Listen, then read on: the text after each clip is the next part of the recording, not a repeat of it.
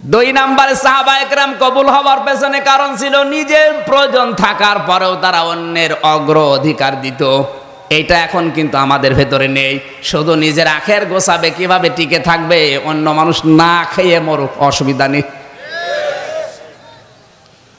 হযরতে আবু তালহা রাদিয়াল্লাহু তাআলা আনহুর জীবনী বলছে, এবার শোনেন। মসজিদে নববীতে বিশ্বনবী নামাজ আদায় করার পরে একজন এসে বলে, হুজুর আমি 3 দিনের না খাওয়া পিরাই, আপনি আমারে কিছু দেন। নবীজি বলেন, আমার কাছেও তেমন কিছু নেই। ডাক দিয়ে বলেন, সাহাবীরা আমার এই মেহমানকে কেউ একটু নিয়ে যেতে পারবে? হযরতে তালহা বলেন, হুজুর আমার সাথে দেন। বাড়িতে নিয়ে গেলেন। স্ত্রী উম্মে সুলাইম রাদিয়াল্লাহু তাআলা আনহা ডেকে বলে, নবীজির মেহমান, খাবারের ব্যবস্থা করো। স্ত্রী স্বামীর কানে মুখ দিয়ে বলে, আপনি কি করলেন? যে খাবার আছে শুধু 2টা ছেলে মেয়ের হবে, আমাদেরই না খেয়ে থাকা লাগবে, আর আপনি এর মাঝখানে আবার আরেকজন মেহমান নিয়ে আসলেন। ঠিক আছে, রাসূলুল্লাহর মেহমান যেহেতু, রাখেন। সন্তান 2টাকে আমি ঘুম পাড়িয়ে দেই, আর যে খাবার আছে ওইটা মেহমানের সামনে দেওয়ার সঙ্গে সঙ্গে মেহমান যখন বলবে আপনিও থালা নিয়ে আসেন, আমি থালা তোমাকে দেওয়ার সঙ্গে সঙ্গে এই যে বাতি আছে লিভিয়ে দিও। থালাটা নিয়ে এমনি এমনি নাড়াচাড়া করবা, আর উনি বুঝবে না আমার সাথে খাচ্ছে। এভাবে খাওয়া শেষ হয়ে গেল। ফজরের নামাজ পড়তে মসজিদে নববীতে গেলেন। বিশ্বনবী ওদেরকে দেখার পরে বলে, তালহা মেহমানের সাথে কি এমন আচরণ করেছো, আল্লাহর আরশ খুশি হয়ে গেছে। হযরতে তালহা বলেন, হুজুর আমার সন্তানের প্রয়োজন ছিল, আমার ছেলেটা মেয়েটার প্রয়োজন ছিল খাবারের। আমরা স্বামী স্ত্রী 2 জনে আজকে মেহমানের সম্মানে না খেয়েছিলাম। আল্লাহর নবী বলেন, তালহা তোমার এই আচরণে আল্লাহ এত বেশি খুশি হয়ে গেছে, সূরা হাশরের 9 নম্বর আয়াতটা তোমার নামে আল্লাহ নাযিল করে দিয়েছে। ওয়ায়ুসিরুনা আলা আনফুসিহিম ওয়ালাউ কানা বিহিম খাসাসা। জোরে বলেন আল্লাহু আকবার। তাহলে এখান থেকে কি পেলেন আপনি? শুধু নিজে খেয়ে পরে বাঁচবেন, নিজের আখের গোছাবেন, মানুষের খোঁজ খবর রাখবেন না তা না। নিজের প্রয়োজন থাকার পর অন্যের অগ্র অধিকার দেওয়া লাগবে, তাহলে আল্লাহর দরবার আপনি কবুল হতে পারবেন। কথা বলেন না কেন?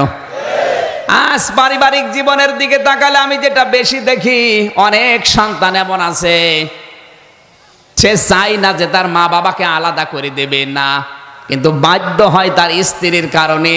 আর ওই স্ত্রীকে মাঝে মাঝে ধোকা দেয় স্ত্রীর মা আর ওর বড় বোন। এরকম বউ জামালপুরে নেই? কুষ্টিয়ারে সাবেক চেয়ারম্যান, আমার দাদার আগে যিনি ছিলেন, এই লোকটা গেছে খুলনায় কাজকর্ম করার পরে আর বাড়ি আসতে গাড়ি পায়নি। ছেলের বাড়িতে কলিং বেল টিপ দিয়েছে। হঠাৎ ছেলে বেরিয়ে বলে, বাবা রাত 12টায় তুমি? বলে গাড়ি পেলাম না, চলে আসলাম। স্ত্রীকে বলে, তাড়াতাড়ি করো, আমার বাবা এসেছে, রান্না করে খাওয়াও। স্ত্রী বলছে, না আমি পারলাম না, কারণ আমি সে সিরিয়ালগুলো দেখতে দেখতে ক্লান্ত। এই যে স্টার জলসা, স্টার প্লাস, জি বাংলা, জি প্লাস, জি গোল্ড, সব সিরিয়াল দেখতে দেখতে আমি ক্লান্ত, আমি পারবো না, তোমার বাবা তুমি রান্না করে খাও। স্বামী চিন্তা করছে, এখন যদি মারধর করি তাহলে ছাতা আবার সকালে চলে যাবে, আবার আমার আব্বাও জেনে ফেলবে, কি করি? আস্তে করে বাবার রুমে গিয়ে বলছে, আব্বা তুমি কি খেয়ে এসেছো? ছেলের বাড়ি কেউ এত রাতে খেয়ে যায়? বলেন। লজ্জার খাতিরে বলছে, অসুবিধা নেই, আমার পেট ভরা আছে, তোরা খেয়ে ঘুমিয়ে পড়। ওদিকে ওর ক্ষুধার যন্ত্রণায় ঘুম আসে না। ছেলেটা বুঝতে পেরেছে আমার বাবা না খেয়ে আছে, কিন্তু কি করি, বউ তো কথা শোনে না, ডিজিটাল বউ। হঠাৎ আধা ঘন্টা পরে কে যেন কলিং বেল টিপ দিয়েছে। বাইরে যেয়ে দেখে ওর ছোট শালা। ডাক দিয়ে বলে, দোলা ভাই চলে আসলাম, গাড়ি পাইনি তাই। বলে, আসো, তোমারে দিয়ে খেলা শুরু হবে। ঘরের ভেতরে নিয়ে স্ত্রীকে বলছে, তাড়াতাড়ি ওঠো, রান্না করো। বলে, না পারবো না। পারবা না তোমার ভাই? এবার উঠেছে। রান্না বাড়া করার পরে ছেলেটা ডাক দিচ্ছে, আব্বা তাড়াতাড়ি ওঠেন, আপনার বৌমা রান্না করছে, খেয়ে নেন। বাবা কিন্তু জানে যে রান্না কার জন্যে। এক কথা বলে না কেন? ঘরের ভেতর থেকে আওয়াজ দিচ্ছে, আমার খাওয়া লাগবে না, তোরা খেয়ে ঘুমিয়ে পড়। সকালবেলা বাবা কিচ্ছু না বলে আস্তে করে ব্যাগটা নিয়ে বের হয়ে চলে যাচ্ছে।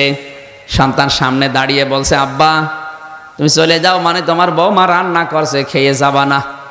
বাবা চোখের পানি ফেলে দিয়ে বলে, সন্তান আমি যেদিন তোর শালা হব ওই দিন খেয়ে যাব। না না, আমি হাঁসের খোরাকি দেইনি। আপনি হাসেন মানে? এটা কি হাঁসের খোরাকি দিলাম? আরে ভাই, শুধু এই চেয়ারম্যান না, এখানে হাজারো মুরব্বী বসে আছে যারা তার পুত্রবধূর কাছে আর ছেলের কাছে এরকমই। এক কথা বলা লাগবে, কারা কারা এরকম হাত তোলেন তো? একজন, তাও তো একজন আছে।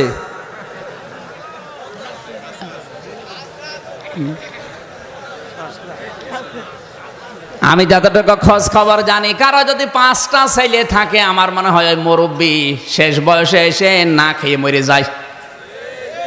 বড় বেটার বউ বলে আমার না সেজোটা আছে, ও বলে মেজোটা, ও বলে নোয়াটা, ও বলে ছোটটা, ও মুরব্বী শেষে এক মুঠ ভাতও পায় না, না খেয়ে থাকে। এক কথা বলেন। অথচ 5টা সন্তানকে মানুষ করতে গিয়ে লোকটা ভালো মতো কোনোদিন খেতেও পারেনি। এই জন্য পুত্রবধূ মেয়েরা এসেছে। আর শ্বশুর শাশুড়ি যদি একটু ভুল করে, স্বামীর কানে কানে তুলে দেয়, বলে তোমার মা ভালো না, বাবা ভালো না। এখানে যারা আমরা সন্তান আছি, কান খাড়া করে মেলাবেন। এই পৃথিবীতে কেউ আপনাকে নিঃস্বার্থভাবে ভালোবাসা দিতে পারবে না। যারাই ভালোবাসবে বুঝবেন ওর পেছনে স্বার্থ আছে। আমি নিজে পরীক্ষিত, আমার শ্বশুর শাশুড়ি আমাকে ভালোবাসে, কিন্তু যতটুকু ভালোবাসে তার চাইতে খোঁটা দেয় বেশি। আমার বউ আমাকে ভালোবাসে, কিন্তু যতটুকু ভালোবাসে একটু যদি জিনিস কম হয় আমার 12টা বাজাবে। কিন্তু 2-3 মাস পরে আমার বাড়িতে আমি যাই, মায়ের জন্য যদি কিছু কিনে নিয়ে যায়, আগে আমারে গরম দেয়, কেন টাকা খরচ করলি? আর শ্বশুর শাশুড়ির বাড়িতে যদি যায়, আগে হাতের দিকে তাকায়। আপনি ঠিক বললেও ঠিক, না বললেও ঠিক। কারণ পৃথিবীতে আমি যতগুলো রাষ্ট্রে ঘুরলাম, কোন জায়গায় আমি পাইনি যে নিঃস্বার্থভাবে মানুষ ভালোবাসা দেয়। যারাই ভালোবাসে ওর পেছনে স্বার্থ আছে। কিন্তু শুধু মা আর বাবা, এই 2 জনের ভালোবাসায় কোনো স্বার্থ আমি পাইনি। এই জন্য কোরআনে কারিমে আল্লাহ যত জায়গায় মা আর বাবার নাম দিয়েছে, তত জায়গায় ব্যাখ্যা দিয়েছে। সূরা বাকারায়, সূরা বনী ইসরাইলে, সূরা আহকাফে, যত জায়গায় আমি পেয়েছি মা বাবার নাম, তত জায়গায় পেয়েছি ব্যাখ্যা। আল্লাহ কি পাগল হয়ে গেছে? এত ব্যাখ্যা দিচ্ছে কেন? কারণ আল্লাহ জানে যে আমার পরে সব চাইতে বেশি এই লোকটার পেছনে শ্রম দিয়েছে ওর মা আর বাবা। কথা বলেন না কেন? বিশ্ববিদ্যালয়ে আমার এক বন্ধু কাঁদছিল। বললাম কি হয়েছে? বলে বিয়ে করার পরে আমার মায়ের সাথে বোর গন্ডগোল। বউ আমারে বলছে, দেখো তোমার মা ভালো না, আলাদা হয়ে যাও। স্ত্রীর চেহারা খুব সুন্দর ছিল, শেষ পর্যন্ত মায়ের সাথে আবার নতুন করে ঝগড়া তৈরি করে আলাদা হয়ে গেলাম।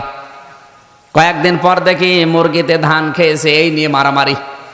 আমি বাড়িতে আসলাম, বলে তোমার মাও ভালো না, বাবাও ভালো না, আমাকে নিয়ে যদি সংসার করতে চাও এদের থেকে আলাদা হয়ে আমার বাবার বাড়ি চলে যাওয়া লাগবে। শেষ পর্যন্ত ওদেরকে নিয়ে চলে গেলাম বাবার বাড়িতে। মা বাবার সাথে কোনো সম্পর্ক নেই, কথাবার্তাও বলি না। এই মাঝখানে শ্বশুর আর শাশুড়ি মিলে টাকা পয়সা দিয়ে আমার পাঠিয়ে দিল লন্ডনে। দীর্ঘ 5 বছর আমি লন্ডনে আছি। যত টাকা পয়সা উপায় হয় সব আমার স্ত্রীর নামে অ্যাকাউন্ট করা পাঠিয়ে দেয়। মা বাবার খোঁজও নেয়নি, খবরও নেয়নি। কিন্তু হঠাৎ আমার প্লেগ রোগ দেখা দিল, সোয়াইসি রোগ, যেটা যার কাছে যায় তারই হয়। লন্ডনে ডাক্তাররা বলেছে, দেখো এই রোগে মানুষ 2-3 মাসের বেশি বাঁচে না। তোমার যখন রোগটা ধরা পড়েছে তাড়াতাড়ি নিজের দেশে চলে যাও। চিঠি লিখেছে শ্বশুর আর শাশুড়ির কাছে। লন্ডনের ডাক্তাররা শরীর পরীক্ষা করে রিপোর্ট দিয়েছে আমার প্লেগ রোগ, আমি 3-4 মাসের বেশি আর বাঁচবো না। আগামী মাসের প্রথম সপ্তাহের মঙ্গলবারে ঢাকায় আসবো, আপনারা এয়ারপোর্টে আসবেন।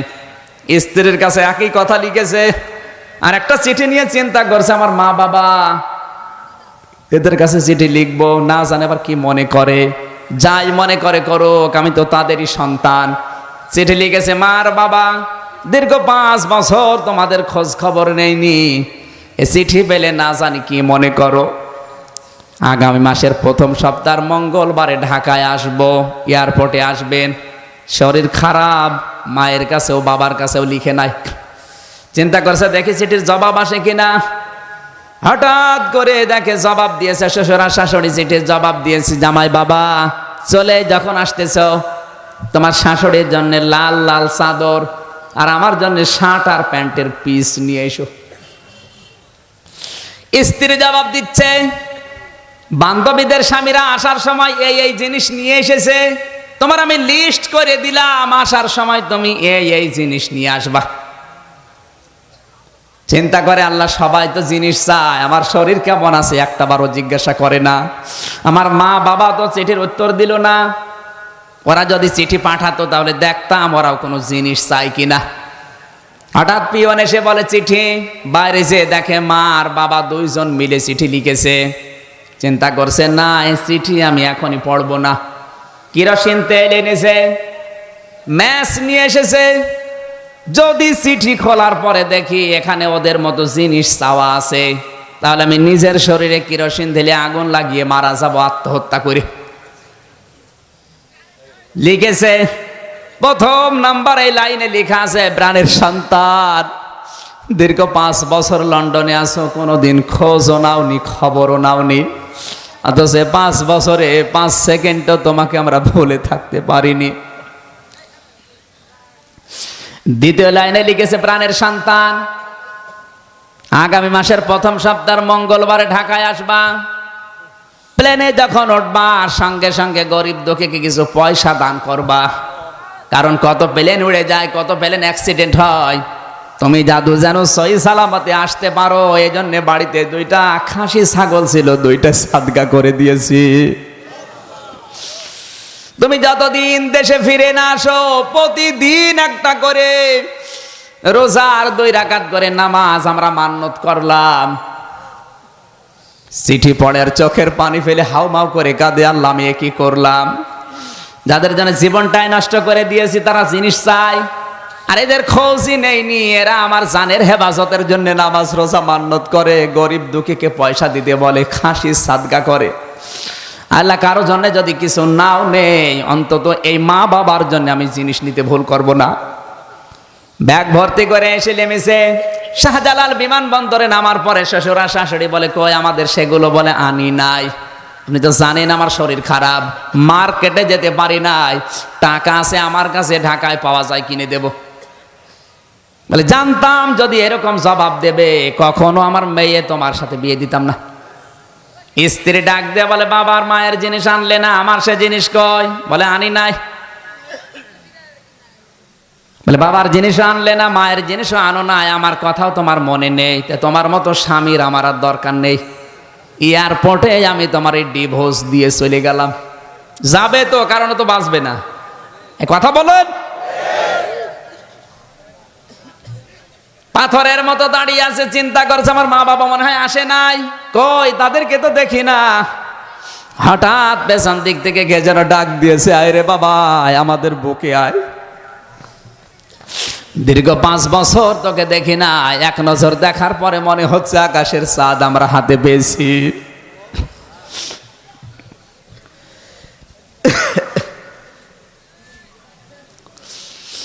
সন্তান মাকে পরীক্ষা করার জন্যে পায়ে হাত দিয়ে সালাম করতে গিয়ে বলে, মা আমি কিন্তু তোমাদের জন্য লন্ডন থেকে কিছু আনতে পারি নাই। মাথা পড়ুছো করে বলে, বাবা জিনিসের কথা বলবি না, তুই জাদু যে সহি সালামতে ফিরে এসেছিস সেইটাই আমাদের জীবনের বড় জিনিস। পায়ে যখন হাত দিতে গেছে মা বুকে জড়িয়ে নিয়ে বলে, বাবা তোর শরীর কি দুর্বল, মারাত্মক কোনো অসুখ নাকি? ছেলেটা বলে, মা তুমি তো ডাক্তার না, তুমি তো শিক্ষিতাও না, গ্রাম্য মেয়ে মানুষ, আর আমি তো চিঠির ভেতরে তোমার কাছে লিখেও নাই যে আমি অসুস্থ, তুমি কিভাবে টের পেলে? মা বলে, বাবা 10 মাস 10 দিন তোকে আমি তরমুজের মতো বহন করেছি এই পেটে, ডেলিভারির কষ্ট সহ্য করে দুনিয়ার মুখ তোকে দেখালাম, 2.5 বছর পর্যন্ত তোকে দুধ খাওয়ালাম, 2 বছর 2.5 বছর তোকে বুকের দুধগুলো খাওয়ালাম, 25-30 বছর পর্যন্ত তোর পেছনে আমি শ্রম দিয়েছি।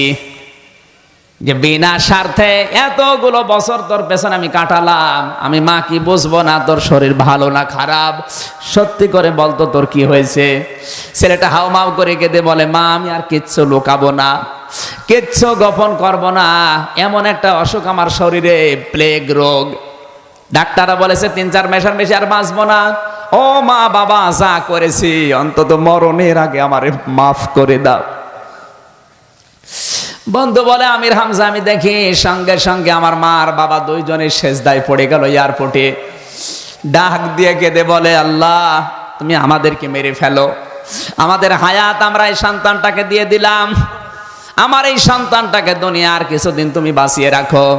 নবীজি জানিয়েছেন, মা আর বাবা যদি মন থেকে কিছু বলে ওটা কিন্তু সঙ্গে সঙ্গে আরশে চলে যায়। আমার আল্লাহ মা আর বাবার দোয়া কবুল করে ওই ছেলেটাকে কুদরতের দাওয়া পান করিয়ে চিরদিনের জন্য সুস্থ বানিয়ে দিয়েছেন। এই হচ্ছে মা বাবা, আর ওগুলো দুনিয়ার মানুষ। কেউ পারবে না আপনাকে নিঃস্বার্থভাবে ভালোবাসা দিতে। সুতরাং এদের কথা মতো আলাদা করে যদি আপনি দেন, মা বাবা হয়তো দুনিয়ার জীবনে কিছু বলবে না, কিন্তু মন থেকে যদি উফিল্লাকুমা এই শব্দটা বের করে ফেলে, আপনার দুনিয়াও শেষ, আখিরাতও শেষ। সাহাবা একরামের জীবন আমি যতগুলো পড়েছি, আলকামা রাদিয়াল্লাহু তাআলা আনহু সব ভালো ছিল, কিন্তু মায়ের চাইতে স্ত্রীর গুরুত্বটা একটু বেশি দিত। মরণের সময় কালেমা নসিব হচ্ছিল না। মা যতক্ষণ মাফ করে নাই ততক্ষণ কালেমা তার মুখ দিয়ে বের হয় না। নবীর সাহাবী, জিহাদের ময়দান থেকে ঘুরে আসা লোক, আর আমরা কোথায় আছি?